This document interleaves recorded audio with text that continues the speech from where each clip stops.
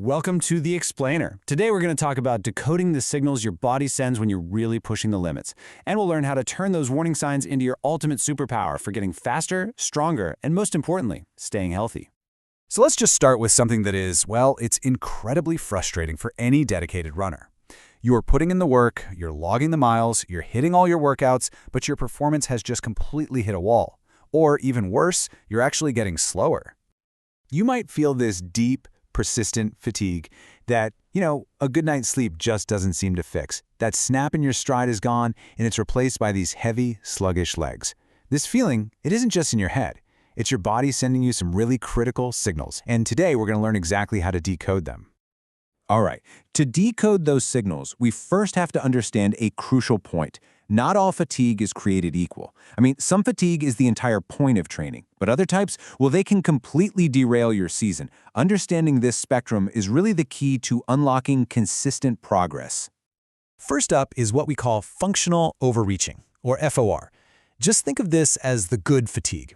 You're deliberately pushing yourself into a bit of a hole during a hard training block, and you're doing it knowing that with just a few days of smart recovery, your body is going to adapt and bounce back even stronger. This is the magic of supercompensation right here. But if you push too hard for too long without enough recovery, you can slip into non-functional overreaching, or NFR. Now we're in the caution zone. This is that unplanned burnout where your performance just stagnates or even drops, and recovery now takes weeks, not days. All your hard work is basically stopped paying off. And if that goes unchecked, you risk sliding into the big one, overtraining syndrome, or OTS.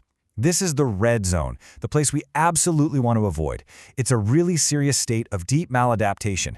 We're talking hormonal and psychological symptoms that can take you out of the sport for months, sometimes even a whole year. And this is a great way to picture that progression. Think of it like a traffic light. Functional overreaching is your green light. It's a planned and necessary part of the journey. Non-functional overreaching is the yellow light, a clear warning to slow down immediately. And overtraining syndrome, that's the red light that brings everything to a screeching halt. So, the big question is, how do you know which light you're approaching? Well, let's get into the practical tools you can use every single day to build your own personal fatigue dashboard. This way, you're never guessing where you stand. Your first and honestly most powerful tool is subjective. Every morning, before you even get out of bed, do this super simple 2-minute wellness check. It's based on the validated Hooper Index. Just rate these 4 simple questions on a scale of 1 to 10. It gives you an immediate, honest snapshot of your body's readiness for the day.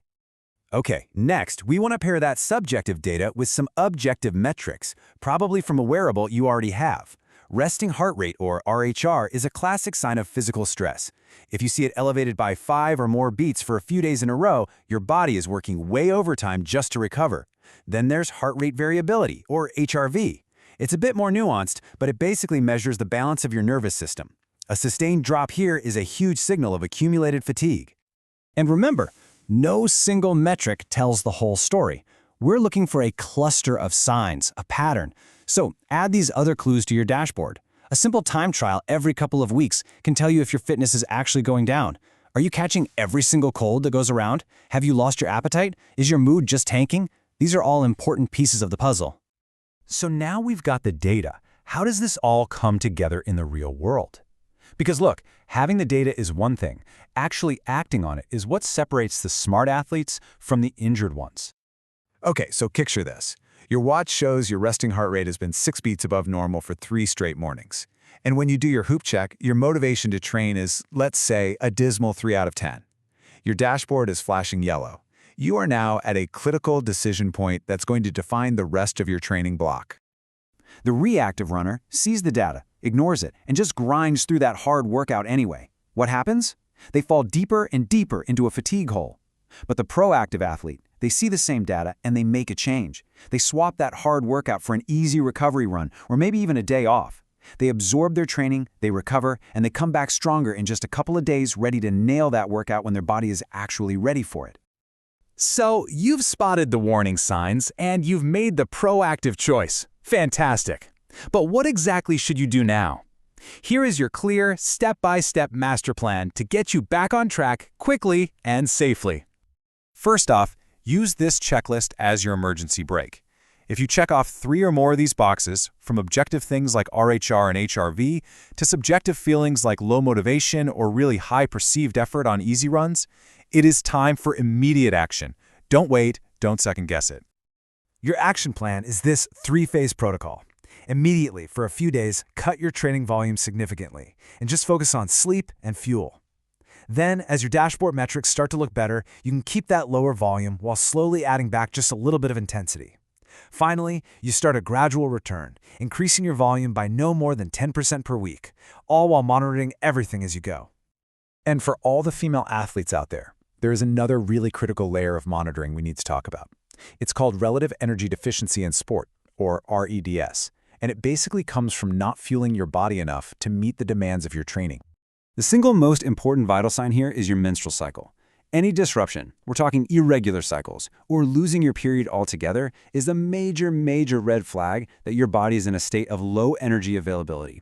This puts you at a much higher risk for injuries like stress fractures and other long-term health issues. If you see these signs, it is absolutely crucial to speak with a sports medicine provider. You know, the crucial point of this entire explainer is captured perfectly right here. The best athletes don't necessarily train harder, they recover smarter. That line between a huge breakthrough and a total breakdown, it isn't the stress you apply, it's the intelligence and the timing of your recovery. So this really leaves us with one final question to think about. A training plan, that's just a map. It's a great starting point, for sure. But your body's daily feedback, that's your real-time GPS. Listening to it and having the courage to actually adjust your route is what turns you from someone who just follows a schedule into an intelligent, adaptive athlete who achieves long-term, sustainable success.